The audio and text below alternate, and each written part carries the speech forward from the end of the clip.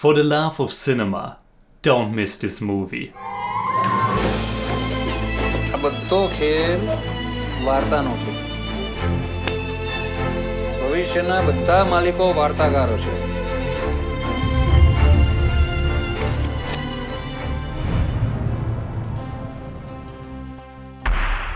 Servus Freunde, my name is Jimmy Cage. I have reviewed about 400 Indian movies on the channel, and today I want to talk about the Gujarati language coming-of-age drama Last Film Show.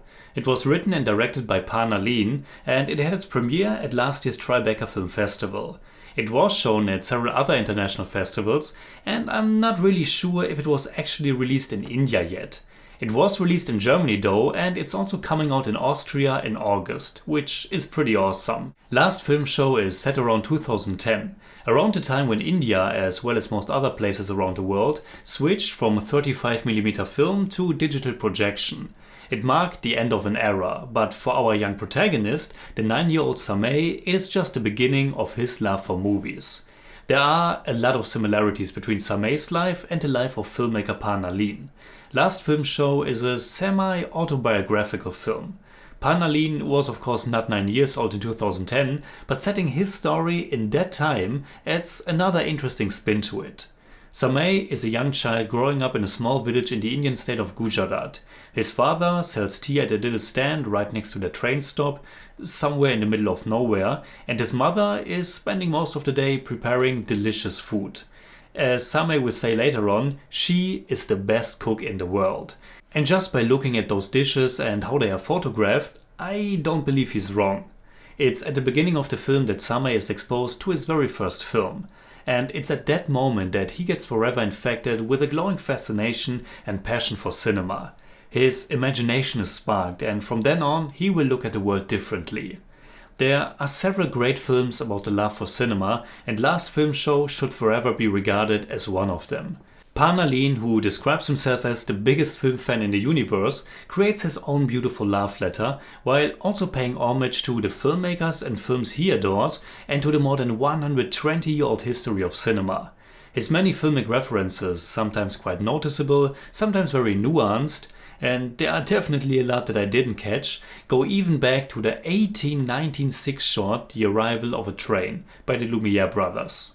And these two, some of the original inventors of motion pictures, already had light in their name. Lumiere, light, Licht. Without light we wouldn't be able to capture moments in time, and we wouldn't be able to make pictures come alive and project a film reel. In Germany, Last Film Show has a rather corny title, Das Licht, aus dem die Träume sind, which translates to the light that dreams are made of. These flickering lights that are coming down from the small projection booth in the back of the cinema. Samay needs to know how it all works, and the film beautifully unfolds his coming-of-age story, and it does so in the most tender, heartfelt and kind of impressionistic way. Last Film Show pulls off that great balance of being really hopeful, charming and just cheerful, but also shining a light, pun intended, on these very real and difficult circumstances of Samay's life. He and his friends are coming from barely anything. They have a hard life and they will face many obstacles. And yet they are also growing up in this beautiful place on this beautiful planet Earth. Once Samay's interest is sparked, he takes broken glass, which comes in all kind of different colors, and holds it before his eyes, painting everything he sees in different colors. He's experimenting and falling in love with the possibilities to tell stories through this new, exciting wonder that he's stumbled upon. Fortunately, he makes friends with the local projectionist Faisal, an element that is of course very much inspired by the Italian classic Nuovo Cinema Paradiso. The bond between Samay and Faisal is really heartfelt, as is the dynamic between Samay and his other friends. The casting is fantastic, and I think all of the child actors are totally newcomers from different villages of Gujarat.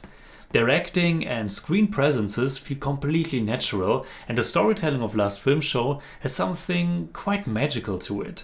It feels as if the movie is just flowing through you. It's beautifully shot by Swapnil S. Sonavane, and the music by Cyril Morat is so meditative, and it has something transcendental. It's as if we are seeing and experiencing the world differently, or for the first time again, through the eyes of Samay or through the eyes of Pan Nalin. What I especially loved was that there are several long stretches of time where no one is talking, where the characters are just watching, exploring, feeling, just like we do. And then there's this absolutely fantastic sequence that's easily among the most visually striking and mesmerizing ones I have seen in a while. It shows us the end of a film projector and it's live food film. It's what's happening after the titular last film show. How Pan Nalin is showing us this devastating process, this death of cinema, and how he's then putting a spin on it, exploring how certain things die and getting reborn again as something else, how the elements are getting dismantled and being put together anew, how the past becomes the new present. There's this element of reincarnation. And again, how the images, especially the colors, are accompanied by the sounds of the factory as well as the background score. It has something very sublime. And I really have to emphasize again how beautifully and striking the color work is in this movie. It's simply everywhere. From the facade of the movie theater, the small matchboxes that children are playing with, to the gorgeous colors of the food that Samei's mother is preparing.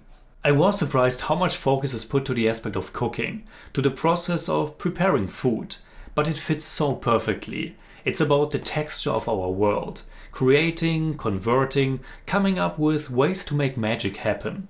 Last Film Show is a sophisticated and at the same time light and chill film. A passionate love letter not just to cinema, but also to light and life itself, and at the same time it also works as a sweet and innocent and hopeful children's movie. So in German I'd say, eine leidenschaftliche Liebeserklärung nicht nur an das Kino, sondern ebenso an das Licht und das Leben selbst. Und gleichzeitig ein toller, unschuldiger und hoffnungsvoller Kinderfilm. I give Last Film Show 8 out of 10. It's more like 8.4, but I don't do that.